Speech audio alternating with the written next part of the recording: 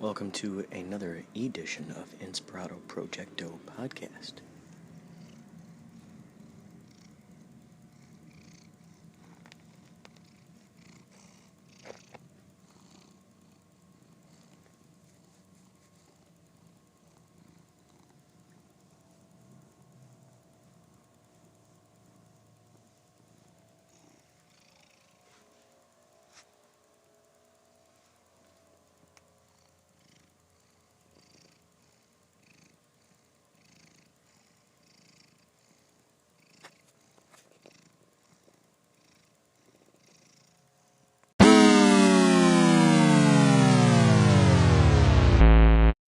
Hey. We actually integrated your song into the next two podcasts, so we haven't put it up yet. So that's why you're seeing the notification, but it's not public yet. They're not published, so that is why. Really excited to unveil that. Woohoo!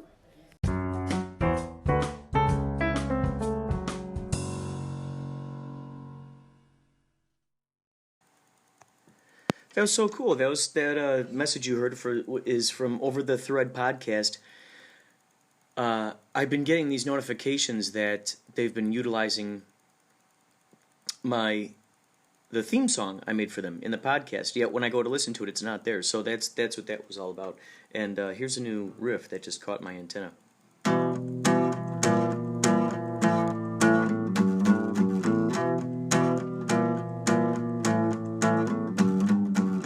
Da da da da da da da da da da da da da da da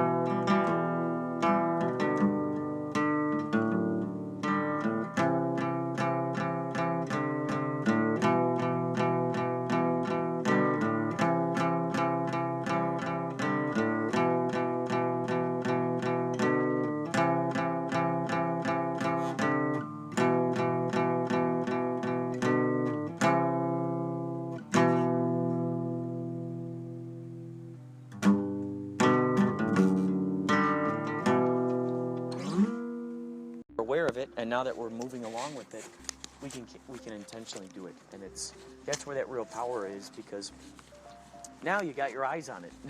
I command it now, is what I like to say, because it's like it. I command that now.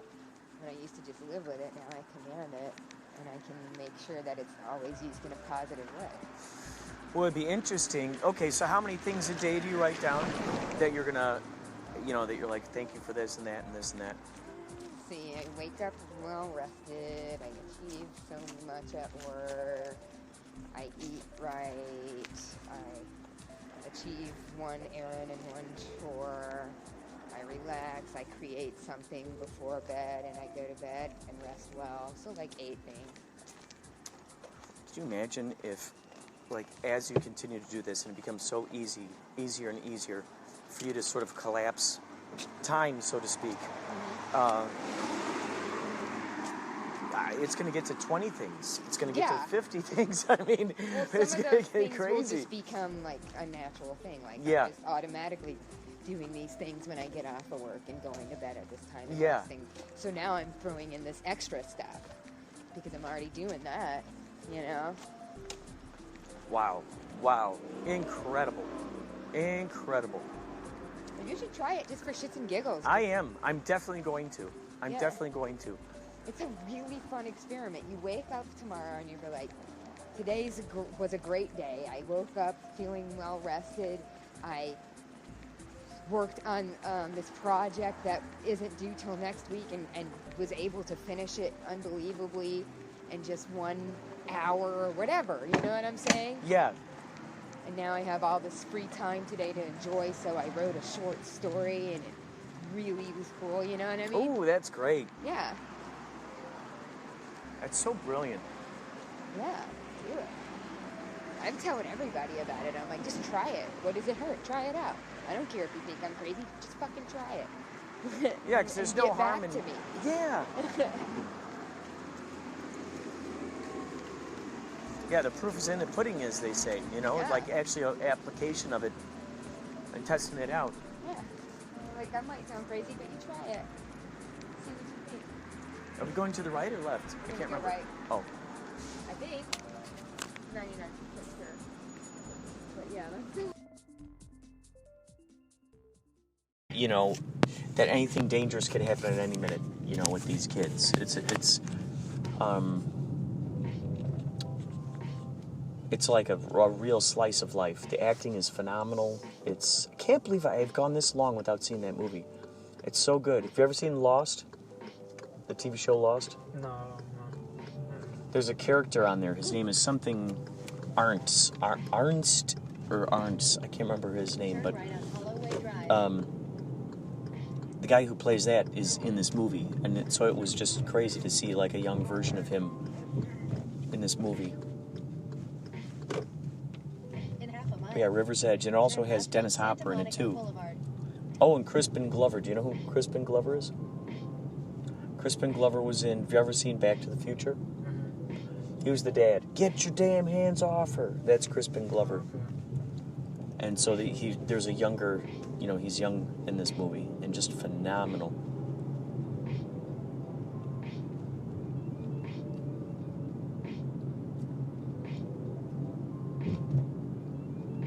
So what do you like to do outside of Uber driving? Play chess. Oh, really? Wow. Have you ever entered any of those chess competitions or anything?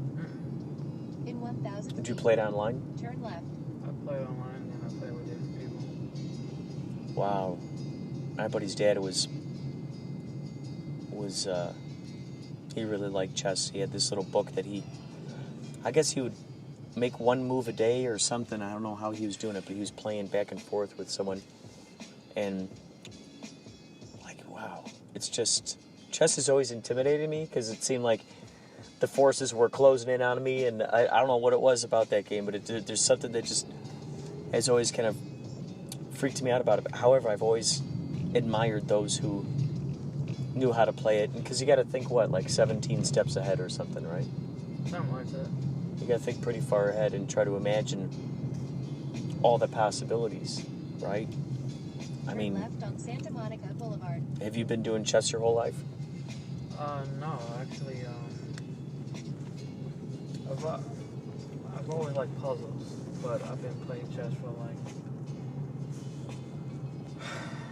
past 2.5 years. Oh, okay. What got you interested in chess? My cousin actually. And so you two would just play a lot of chess? Yeah. And then did you find that your skills were sharpening more and more and more? Oh yeah. Over time, it didn't take long. What do you think is your favorite part about it so far? The strategy. The thinking. You actually have to think. In half a mile. Do you feel that those skills come in handy for other aspects of your life? Definitely.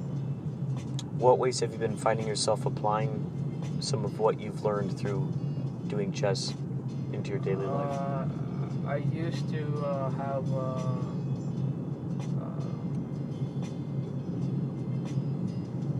0 to 100 kind of attitude. Now it's just kind of laid back and, you know, think before I react, actually. Wow, how interesting. Yeah. That would be a great subject for a book. Just think about how chess can actually calm your mind and get you. So you'd kind of have a short temperature, short temper, as they say. But through playing chess, it kind of taught you to like, okay, take it easy. Let's just see how things write out. Let's see what's around the corner. Let's just see what happens. It taught me, like, you know, there's always like various outcomes of any situation. Incredible. So have you noticed yourself applying that towards when you're driving Uber too? Left on North Fairfax. Oh yeah. You know, just traffic situations and stuff like that, right? Where you're like, okay, even though Waze is telling me to go here, I just know that this is usually going to be very blocked or whatever. And Like, I know there's a medical term for it, but neuroplasty? no, it's like the way of thinking. Like, you kind of open. It's kind of like critical thinking? Well, I've always had that, but I don't know. It's just kind of a new way of thinking. It has like some added. I noticed something added in my brain. Like, just think, you know, just I don't know. It's weird. I don't know. It's pretty cool when you think about that. It is. Because I've never talked to anyone else who has come up with these revelations while playing chess. Yeah. And I Samuel. Yes, thank you, brother.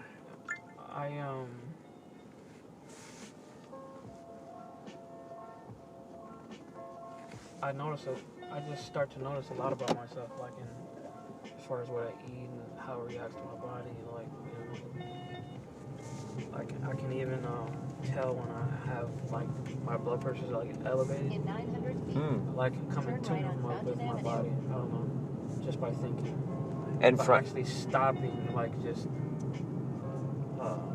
like really being in the moment, you know. You've found this improving from playing chess? Or have you always been able to do that stuff?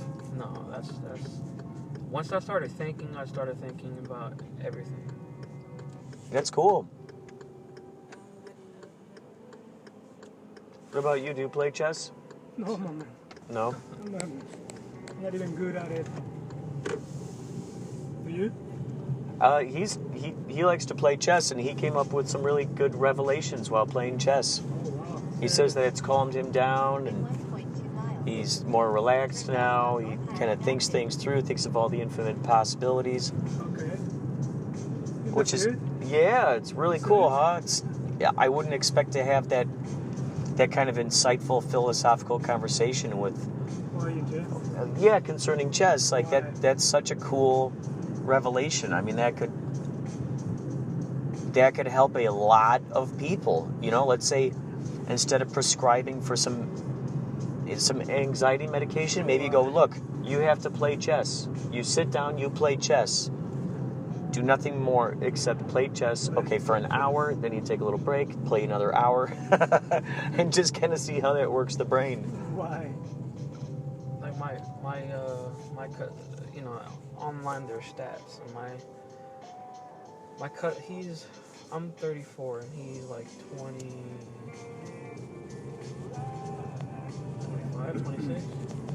and he played when he was much younger. And so when I started playing with him,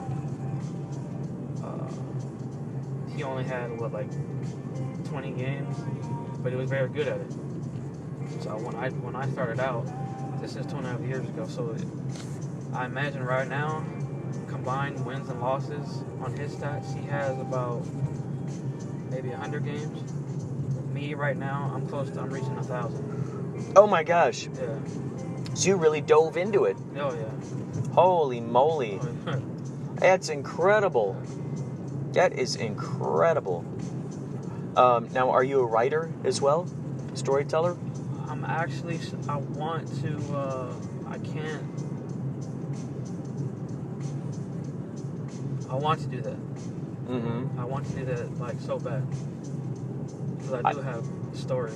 I would think that with your chess mastermind, you'd be able to connect dots really easy with stories.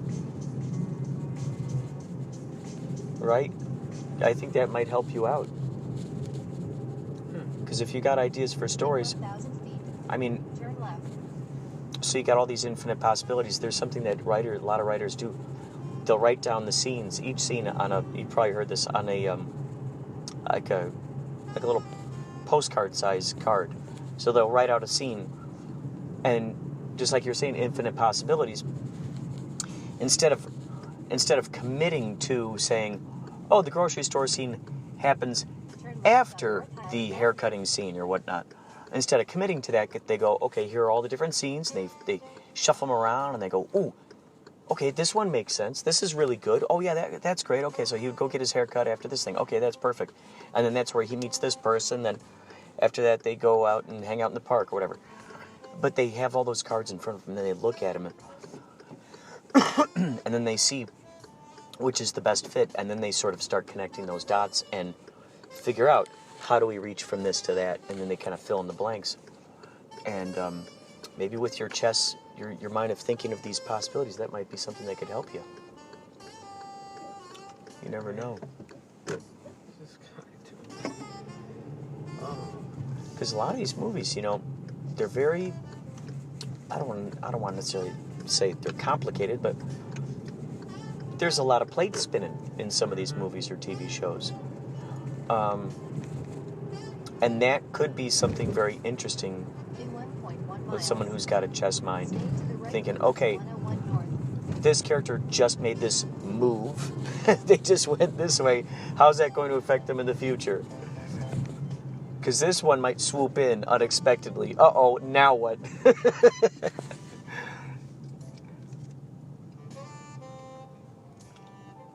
Wow, that'd be interesting, actually, to write a screenplay in the style of a chess game. So you kind of come up with sort of characters for each of the... I'm just brainstorming here, but maybe like characters for each of those specific pieces. And what their roles, you know, like pawns, they only have a limited thing. I've actually thought of that. Oh, you have? Well, it was just... That's brilliant. Like, just some, stuff rambling around in my head. That's cool. It, yeah. Do you get ideas while you're playing chess? Like while you're playing chess, you're like, ooh, wow. I just had a scene of a truck driving really fast and crazy clown in the passenger seat. Sometimes. You know, something like that. I get more ideas when I'm driving. Oh, more while you're driving. Yeah. Do you ever record for yourself the ideas that come to you while you're driving? No, and it's the best ones when I'm driving too. And that's the thing. That's what's so great. It's so valuable about having just, on your phone, if you got even just a simple recording thing. And you go, okay, I got to quickly record this. I'm going to set it right here in the little console. And I'm just going to say it out loud. Let's capture it. Let's get it. Because then sometimes you might not know what the heck that was later on, right? When you go, oh, what was that brilliant idea I had? I knew I had to go do bubblegum. And then you gotta go through your brain and try to figure out what that was all about. That's what it was. Sorry. Don't know.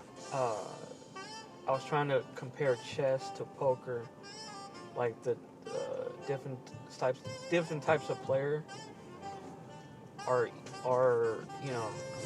one player's a pawn, one player's a queen, one player's a king. Brilliant. Oh, interesting. And to this day, Interesting. I'm still trying to figure out, like, because I think there is that does Whoa, exist. man. Whoa, you just exploded my brain right now. What a crazy thing. Yeah, it seems like it would totally go together, right? Yeah. Poker, you got all those suits. I play poker too. So. Oh, that's cool. Now, did you start playing chess and poker around a similar time? I started playing poker first. Poker first. Yeah. Now, did you notice that those skills helped you with playing chess? The patience. Oh, yeah. The patience that has to come with poker shows me with chess. Because with chess, you can't just make any type of move, Mm-hmm. even if it seems like the logic one. like right now, there's this guy. We play like 50 games, and I still haven't won against him. That has probably helped you become a hell of a lot better too, because they say that if you want to get better, you play with people who are better than you, because then it really sharpens That's the exactly what tools. I play with him. That is cool, He makes dude. fun of me, things talk shit, and I'm like, Oh man. one day I will get you. Yeah. That's cool. That's really cool, man. That reminds me of like Sherlock Holmes, you know? Yeah. Because that's kind of mindset of like a detective, where you're like, okay, I find this thing. Here's a clue. Here's a clue. Here's a clue. You got to kind of put stuff together. In Sherlock Holmes, you know, like every good guy, they all got their nemesis. You got your chess nemesis. So now poker. Okay, so the pawns I assume would be 1 through 10, right? Or 1 through 9. What do you mean? Well, if we're to use poker terms with chess, Mm-hmm. so would the pawns be the numbers, or would they You be? mean the type of player? Well, like okay, for instance, you got the jack, you got the queen, you got the king. Oh, number. Yeah. Whatever the heck, joker. I mean, what would the joker be? I thought of it as Bishop or something? No, like personalities. Oh, personalities. Personalities. So, like, okay. Your pawn would be like your newbie. Oh, gotcha. Oh, I gotcha. Oh, so comparing the actual pieces of chess to those in terms of what, like a skill level in chess? Yeah. Oh, that makes sense. So the pawns are the newbies. Yeah, that makes sense. So like the pawns can only go one space up, and then you can go diagonal if you're actually catching something. But like a bishop can only go diagonally. So I'm trying to compare personalities with a poker player who's just, you know what I mean? Right, they're Or sort of like a- their mindsets, Yeah. basically. Yeah, because supposedly, one would think the bishop is higher on the totem pole, so to speak, right? In terms of The pawn, yeah. intelligence or whatnot, or strategy. Yep. Exactly. And yet, what's interesting is that bishop is still... Oh, wait, is the rook the same thing as a bishop, or no?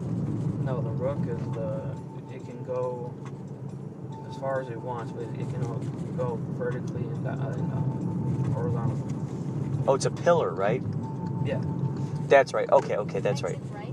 So the bishop only goes diagonal. Mm-hmm. But as far as it wants, right? Right.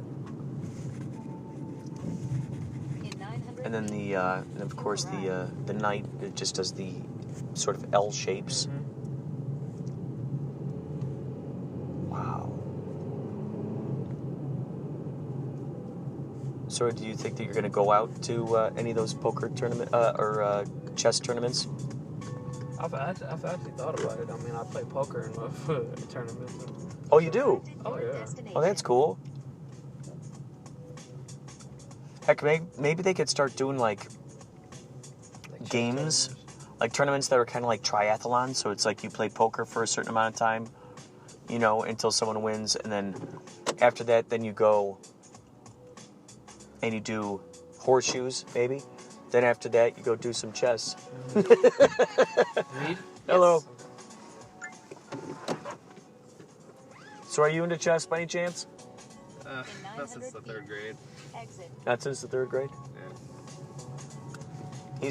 He's big into chess, and he's found some very interesting psychological answers. Like chess, like through on the real purchase. boards or on the computer? Online and in person. Okay. And you go to the park and all that? Sometimes. That's The library. I wish I was better at it. Exit right to US 101 North.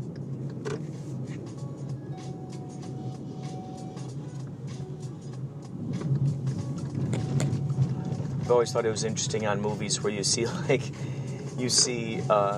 those huge chess boards, and the people got to walk up and they got to move each of the pieces. Have you ever done one of those? No. No.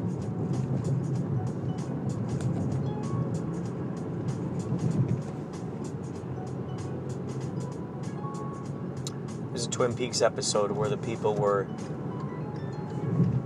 Someone was killing people and then stuffing their dead bodies into these chess pieces that were in the town. In the town, they had this like huge chessboard, and the guy was just stuffing the dead bodies right into these big chess pieces. Have you ever dressed as a chess piece for Halloween? No. No. I don't know which one I will be. Oh, there's a really cool video game back in the day. It was called, I think it was called Battle Chess. Did you ever play that? Sounds familiar. Battle Chess? Oh my god, if you get a chance, if you got a computer find some way of getting a hold of a copy of this thing, because it was so much fun. Battle Chess. And it was great because when you move, let's say you move a pawn, or let's say a knight comes in and he captures the pawn, the two little guys, like they're two actual little guys, and you see them battle on the square with each other until the knight goes, kills the pawn. And then, like with the queen, I think she actually could shoot like energy balls or something, like magic. But it was such a cool game just to see these guys fight. It reminded me of remember in the first, well, not first technically, what is it, number 5 or whatever, I don't know, the one with Luke Skywalker and Chewbacca and C-3PO were playing that game. It's like a hologram, and they're like these monsters. That's what it reminded me of when I first saw that, Battle Chess. It's funny that you mentioned Keanu Reeves. That's my favorite actor. Oh, really? That's amazing. Actor. Well, if you get a chance, you got to see The River's Edge, because Definitely not. It's one of the earliest movies he's in, and he's great. His reactions, they're so good. He looks really young. I think he's playing a teenager, like in his, like 18. And he might have been that age, but yeah, really good. And plus, it's always cool, like when you admire an actor or a musician or whatnot. It's always fun to go down the rabbit hole and to see where their origins were sometimes, just to see, what got them here from there? Where did that start? You must have heard about the Bill and Ted's Excellent Adventure 3, right? Did you hear about that? No. They did an announcement they're going to do another Bill and Ted movie. Really? Yeah. The two of those guys, they're getting back together again. It's like the movie everybody's been waiting for.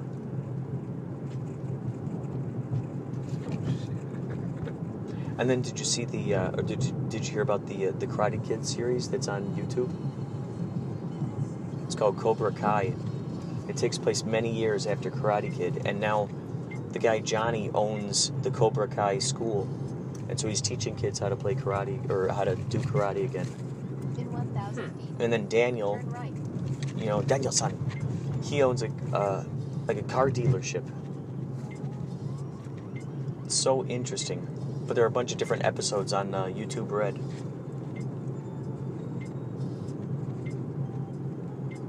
Yeah, I have Turn YouTube. right on Forest. Oh yeah, right here. You have YouTube Red? Oh, dude, yeah. Cobra Kai, check it out.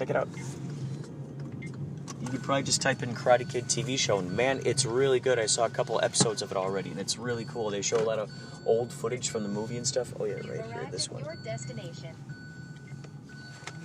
Excellent. All right, well, you take care. Have a good night, you guys.